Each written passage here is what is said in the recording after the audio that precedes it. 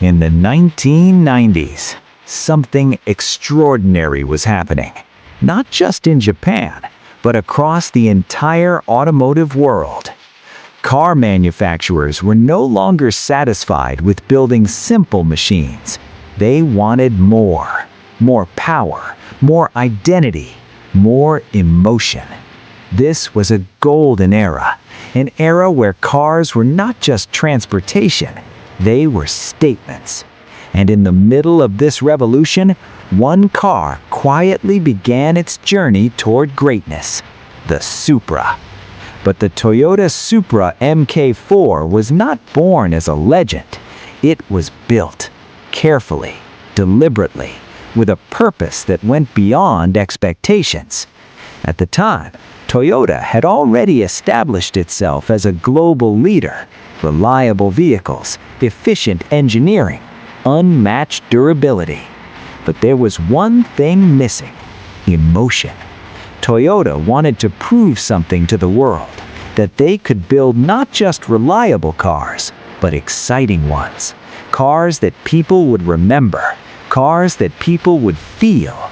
And so, the Supra MK4 project began. The mission was clear: create a car that could compete with the best performance machines in the world, not just in speed, but in engineering excellence, not just in numbers, but in experience. And when the Supra MK4 was finally revealed in 1993, it didn't just enter the market, it made an impact. The design was bold, low and wide, aerodynamic yet aggressive. Every line had a purpose, every curve was calculated.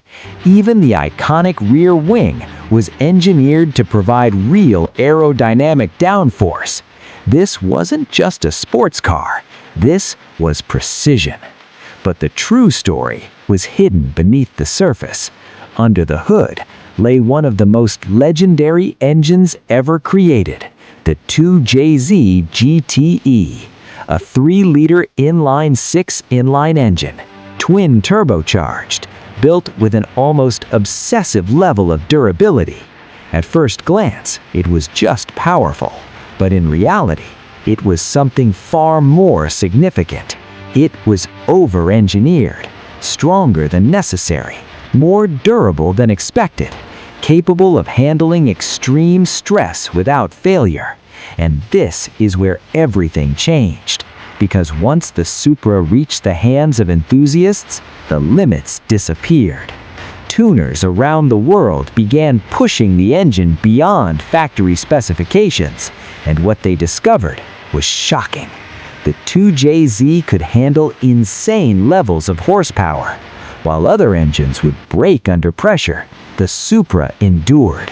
600 horsepower, 800 horsepower, 1,000 horsepower, and in some extreme builds, even more. This wasn't normal. This was something special. The Supra was no longer just a car. It became a platform, a blank canvas for performance, a machine limited only by imagination. On the streets, this changed everything.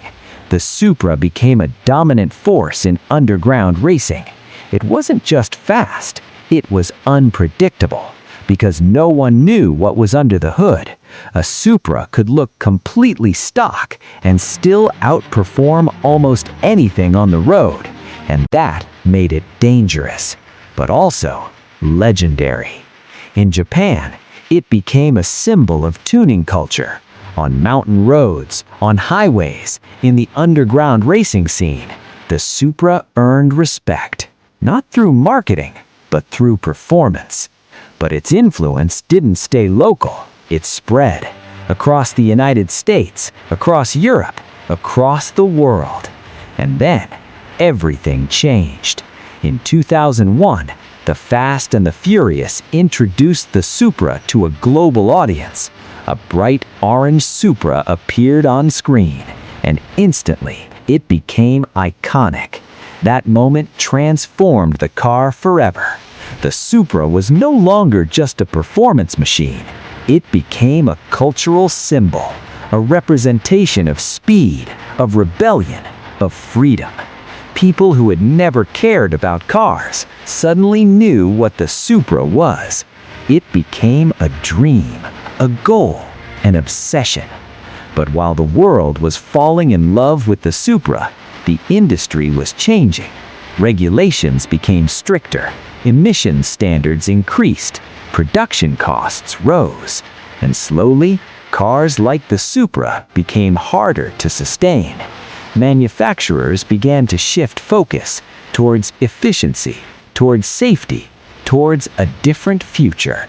And in 2002, the inevitable happened. Production stopped. The Supra MK4 was discontinued. No replacement, no continuation, just an ending. For many, it felt like the end of something important. But what followed was something no one expected. Instead of disappearing, the Supra became immortal. As years passed, fewer and fewer units remained. Some were modified, some were lost, some were destroyed. And as supply decreased, demand increased. Prices began to rise, slowly at first, then rapidly. What was once an affordable sports car became a collector's item. Today, the Toyota Supra MK4 is one of the most valuable cars of its era. Some examples sell for over $100,000, others far beyond that. But the real value of the Supra is not financial, it's emotional. Because the Supra represents something rare, a moment in time when engineering and passion aligned perfectly, when cars were raw, mechanical, unfiltered, when driving was not just about getting from one place to another, but about the experience, the feeling, the connection. And even today, that feeling is hard to replicate. Modern cars are faster, more efficient, more advanced, but many would argue they lack something the Supra had: character, soul.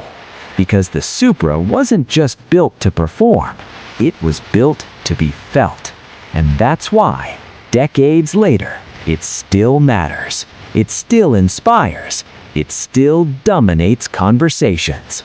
Because legends don't fade, they evolve, they grow, they become part of history. And the Supra is not just part of that history, it helped define it. Because in the end, it was never just a car, it was a revolution, a symbol, a legend, and a reminder that some machines are built to last forever.